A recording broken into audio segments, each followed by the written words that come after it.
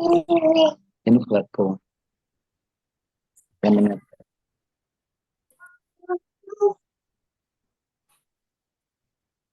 pakaiku.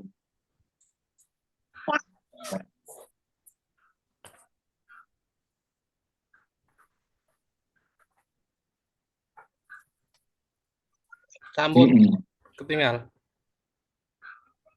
Sampun Mas Pak. Mohon izin sebelumnya Bapak Di Amang. Assalamualaikum warahmatullahi wabarakatuh. Waalaikumsalam warahmatullahi wabarakatuh. Alhamdulillah pada kesempatan hari ini kita bisa berkumpul dan bermuajah dan tentunya kita tetap bisa belajar dengan keadaan sehat. Dengan keadaan sehat. Sehat. Alhamdulillahirabbil alamin. Alamin. Tapi sebelum kita belajar, alangkah lebih baiknya kita berdoa lebih dahulu. Untuk ketua kelasnya Bapak Mas Supanta, silakan untuk menyiapkan terlebih dahulu teman-temannya. Good.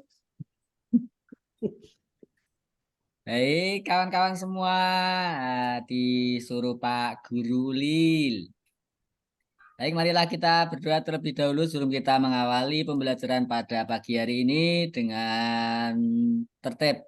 Sikap sempurna, berdoa, dimulai. Bismillahirrahmanirrahim. Raditu billahi rabba wa bil islami dinan wa bi Muhammadin nabiyya wa rasula. Rabbi zidni ilma warzuqni fahma. Amin. Amin. Ampun Pak Guru. Terima kasih untuk Bapak Mas Ketua kelas. Sebelumnya kita juga akan atau kita harus tahu tujuan pembelajaran hari ini itu apa saja. Kita harus mampu mengidentifikasi sholat sunnah baik dalam keadaan berjamaah ataupun munfarid, karena itu adalah tujuan pembelajaran kita kali ini. Selain itu, kita juga harus mengetahui macam-macam bentuk sholat, tata caranya, dan kita harus juga bisa membiasakan sholat itu dalam keadaan sehari, membiasakan sholat sunnah itu sehari-hari. Namun, tentunya juga kalian harus mengetahui pula bahwasanya sholat sunnah itu bagaimana, seperti apa, dan dibagi menjadi berapa. Kira-kira apa itu sholat sunnah? Ada yang tahu? Mas Supanta, apa itu pengertian sholat sunnah? Apakah sudah lupa pelajaran yang kemarin? Apa nih Pak? Walah, buatan wajib Pak, kayaknya. Ya, betul sekali, mboten wajib. Dalam artian ketika kita tidak melaksanakan sholat sunnah tersebut, kita tidak mendapatkan dosa. Seperti apa? Sholat duha. Itu tidak wajib untuk dikerjakan. Tapi berhubung ini sholatnya sholat sunnah, alangkah baiknya kita itu mengerjakan sholat duha. Agar apa? Agar kita mendapat fadilah dari sholat duha. Namun begini anak-anak, untuk sholat sunnah dan munfarid ini ada perbedaan dan pembagiannya. Jadi tidak setiap sholat sunnah, tidak setiap sholat itu bisa dilaksanakan dengan sendiri-sendiri atau berjamaah semua, tidak bisa. Kalau contohnya sholat tahiyatul masjid, tidak ada sholat tahiyatul masjid itu berjamaah, karena ini sendirian, jarang-jarang. Nah, tapi ketika sholat Idul Fitri harus dikerjakan berjamaah. Idul Adha dan Kusuf itu harus dikerjakan berjamaah. Karena apa? Karena tadi adalah sholat berjamaah. Bapak punya video pembelajaran, cuma mungkin waktunya terlalu panjang. Gimana? Mau ditonton dulu, nonton video dulu, atau langsung pada materi saja? Anak-anak? Langsung, Pak. Langsung materi, siap. Cara sholat yang pertama adalah sholat Idul Fitri. Ada yang tahu kira-kira Pak Mas Khaironi sholat Idul Ya, Fitri Pak. itu? Sholat yang dilaksanakan pada saat Idul Fitri, Pak. Betul, tapi kurang tepat. Oh iya. Ada tanggalnya. Kalian harus tahu pelaksanaan sholat Idul Fitri itu dilaksanakan pada tanggal 1, tidak boleh lebih. Hanya dilaksanakan pada tanggal 1 Syawal setelah terbitnya matahari. Itu sholat Idul Fitri. Terus bagaimana tata caranya sholat Idul Fitri? Ketentuan, nah bisa kita lihat di buku kalian ataupun di buku paket kalian. Ketentuan sholat Idul Fitri adalah sebagai berikut. 1, dilaksanakan berjamaah. Begitu. Ini karena ini adalah sholat berjamaah, bukan munfarid. Terus tidak didahului adzan dan iqomah, tidak sama dengan sholat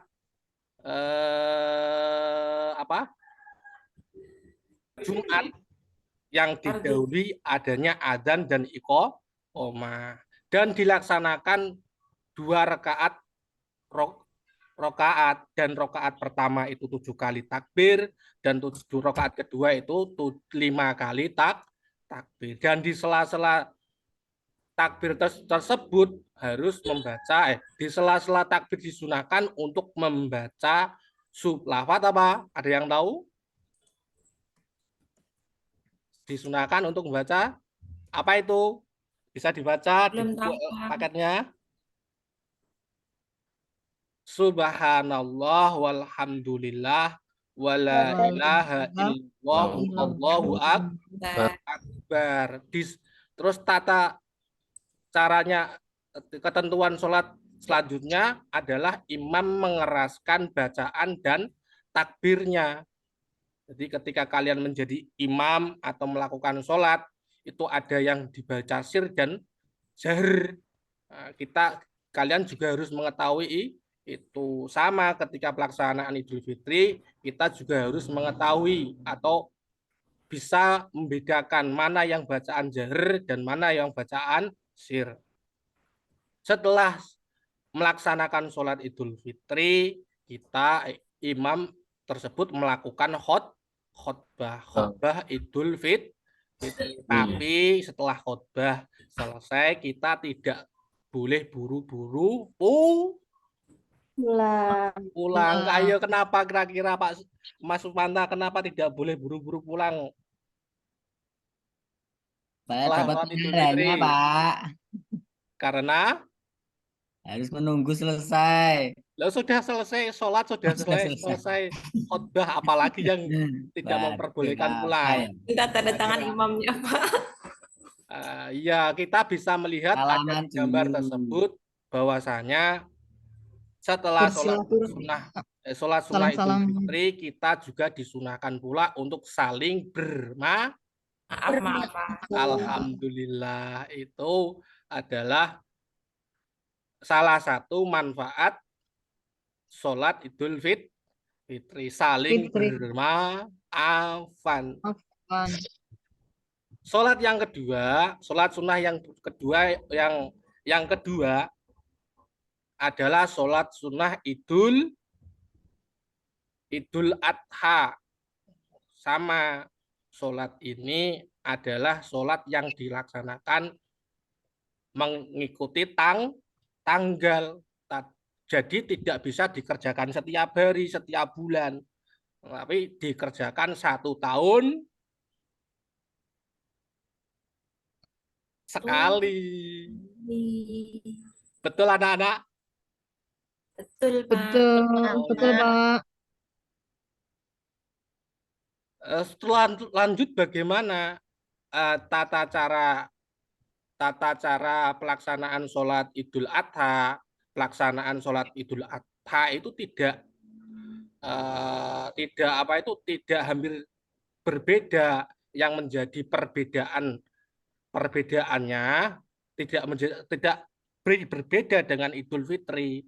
Yang menjadi perbedaannya adalah terkait tentang niatnya. Kalau niat sholat Idul Adha itu lafadznya adha, seperti contoh usolli sunatal Idul Adha rok'ataini imaman.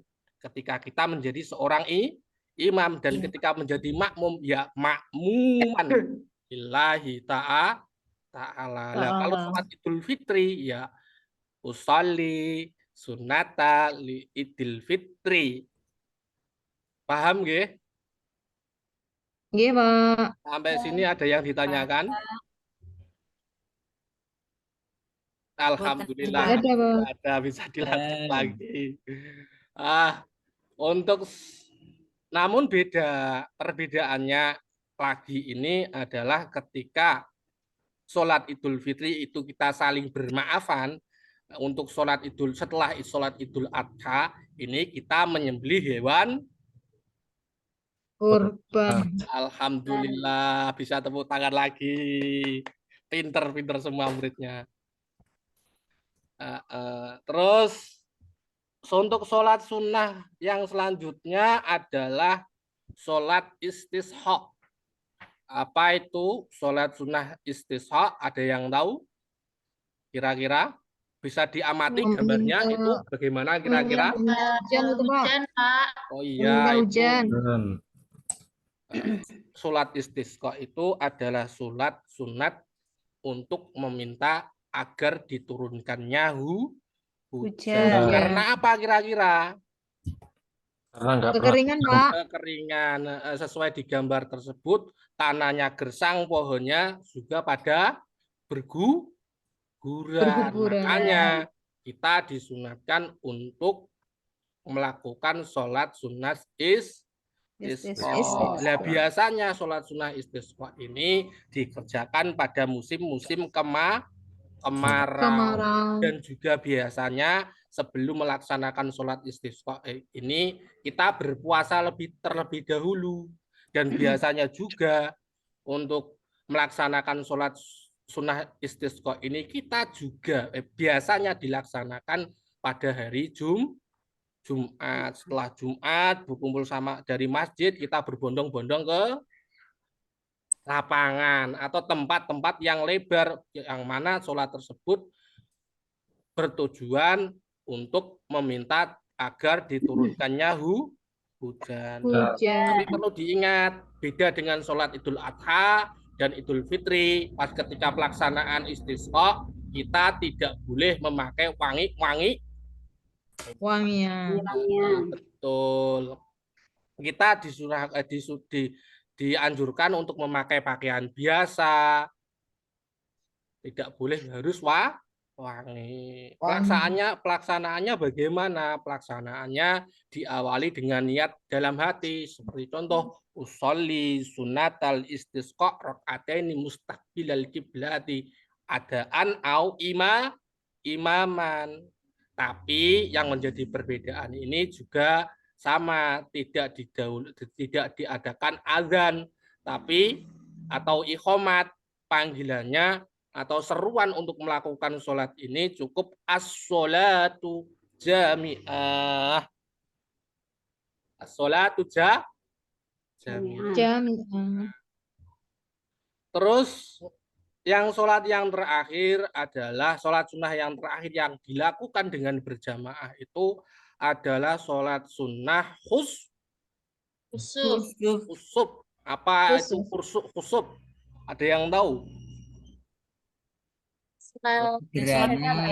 Jadi gerhana, Pak. Nah, betul sekali. Namun al-khusuf ini dibagi menjadi dua, khusufus samsi was khusuful qamar. Artinya apa? gerhana khusufus syamsi adalah gerhana matahari dan khusufus qamar adalah gerhana bulan. Terus Bulan. bedanya lagi sholat ini adalah tidak terletak pada tanggal, sama dengan sholat tidak sama dengan sholat-sholat yang lain, karena ini ketika terjadi adanya Gerhana. tidak ada Gerhana. bulan, tidak ada minggu, tidak ada tahun, tidak ada yang tahu, pokoknya dilaksanakan ketika ada informasi bahwasannya akan diadakan ada gerhana, maka kalian disunahkan untuk melaksanakan sholat sunnah sholat Khusus. Khusus. Alhamdulillah. Sampai sini ada yang ditanyakan lagi atau terlalu cepat ya? Boten, Ya, Pak. Kan, Pak. Boten nggih, alhamdulillah. Nek boten enten pertanyaan, silakan kalian buka bukunya. Itu di halaman sekian ada LKDP lembar pertanyaan. KPD, Pak. Iya, LKPD. Lembar LKPD. kerja peserta didik ya. Nggih, Bapak. Silakan dibagikan Ibu Mahmudah, Mbak Mahmudah. Iya, Pak. Siap, Pak. Sampun, Pak. Sampun, alhamdulillah. Itu sudah dikerja, Bapak kasih waktu 30 menit atau 15 menit untuk mengerjakan, bisa kelompok ataupun sendiri-sendiri. Alangkah lebih baiknya kita bagi menjadi 5 kelompok. Dalam setiap kelompok itu 2. Berhubung Pak Uli waktunya sudah ada keperluan juga, mohon maaf, bisa dikumpulkan dahulu. Besok kita akan mengoreksinya bersama-sama di pertemuan selanjutnya. Kurang lebihnya seperti itu. Semoga pertemuan kali ini kita mendapatkan manfaat Amin. untuk belajar. Dan sebelumnya juga Pak Ulil juga minta maaf apabila terdapat kata-kata Pak Ulil yang tidak mengenakkan atau terlalu cepat atau bagaimana. Akhir kalam, summa sholatu wassalamualaikum warahmatullahi wabarakatuh. Waalaikumsalam warahmatullahi wabarakatuh. Alhamdulillah.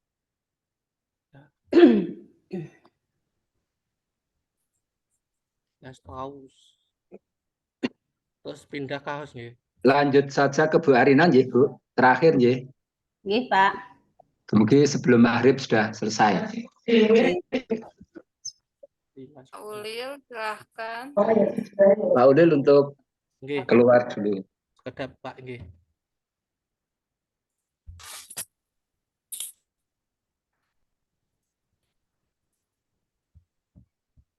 Nggih, Pak.